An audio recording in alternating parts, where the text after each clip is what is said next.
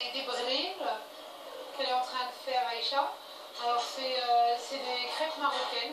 On peut les appeler aussi mille trous. Moi je les appelle comme ça, les mille trous, parce qu'il y en a beaucoup.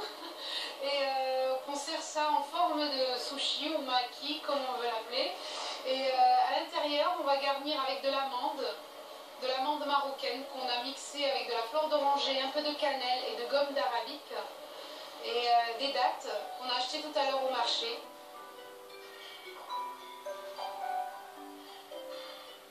C'est un hasard, on va dire, j'ai débarqué là-dedans parce que j'ai un bac S et je devais aller en France pour faire plutôt une école de commerce ou autre. Et vu l'Institut Paul Bocuse, c'est dans un château, c'est beau, j'ai dit ça, c'est ce que je veux faire. Par la suite, j'ai fait quelques stages, j'étais aussi au Majestic à Cannes, au Crillon à Paris. Après, je suis rentrée au Maroc parce que j'avais toujours l'intention et le but de rentrer pour monter une affaire ici à Casablanca. Je suis partagée entre ces deux cuisines, on va dire c'est mes deux amours, la cuisine française et la cuisine marocaine.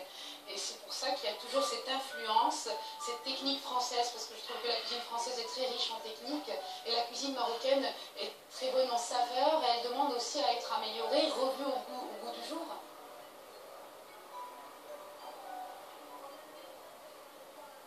Bon, effectivement, les mentalités des Marocains ont beaucoup évolué, on va dire ces 10 dernières années, et ils veulent beaucoup manger comme en Occident, manger toujours japonais, manger italien, manger toutes ces influences qui nous arrivent de partout. Et moi je me suis dit, mais pourquoi pas la cuisine marocaine? On peut la manger autrement, on peut la varier.